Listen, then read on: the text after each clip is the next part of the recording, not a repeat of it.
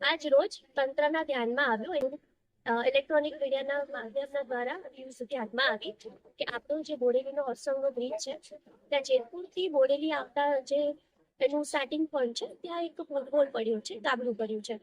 જેવું તંત્રના ધ્યાને આવ્યું આ જે બ્રિજ છે અને જે અહીંયા હસ્તગત આવે છે તો ત્યાંના જે કન્સર્ન કોન્ટ્રાક્ટર અને અધિકારીઓ તેનું પ્રાથમિક સર્વે કરી ગયા અને આપણે માનનીય કલેક્ટર મેડમે આ પ્રશ્નને તાત્કાલિક પ્રાધાન્ય આપીને રૂબરૂ એનું નિરીક્ષણ કર્યું. સાથે સાથે બોડેલી ઇન્ચાર્જ મામલતદાર અને એસડીએમ શ્રી અમે લોકોનું સંયુક્ત ટીમે આનું નિરીક્ષણ કર્યું અને તાત્કાલિક આ બ્રિજમાં જે પણ આ ગાબડું છે એને પુરાણ કરવાની કામગીરી ચાલુ રહી છે તે આપ જોઈ શકો છો. બે દિવસના અંતે આ કામગીરી પૂર્ણ થશે. ત્યારબાદથી આપણે જે રોજિંદો વાહન વ્યવહાર અહીંયાથી જવા પાત્ર છે તે આપણે શરૂ કરાવી દઈશું. એના માટે જે પણ જાહેરનામાની ને વગેરે આગળ કાગજી જે કાર્યવાહી છે તે પાઇપલાઇનમાં છે. પણ 2 દિવસ આ બ્રિજ ઉપર વાહન વ્યવહાર બંધ રહેશે.